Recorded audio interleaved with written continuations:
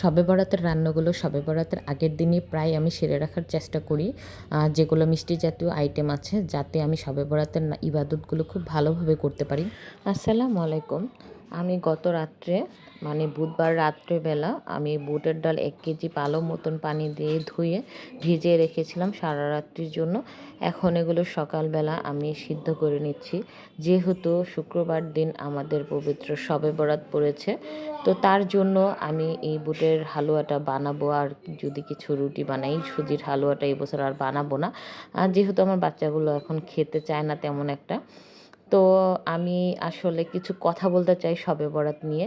শবে বরাত নিয়ে অনেক হুজুরদের তর্ক বিতর্ক চলে, যেহেতু এটা শবে বরাত বিদাত। কিন্তু আমি পার্সোনালি যেটা মনে মনে ভাবি, যে শবে বরাতটা যদিও না থেকে থাকে আমাদের ইসলাম ধর্মে, তবুও আমরা কখনো রাত জেগে ইবাদত করি না কোনো উসিলা ছাড়া। তো এই দিনটার উসিলায় আমরা সারা রাত জেগে নফল ইবাদতগুলো করতে পারি। ইবাদত তো কখনো ফালানো যায় না।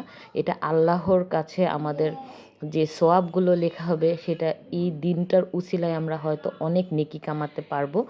তো তার জন্য হলেও আমি আসলে শবে বরাতটা একটু উদযাপন করি। তো তার সাথে সাথে আমি একটু খিচুড়িও রান্না করতেছিলাম সকালবেলা।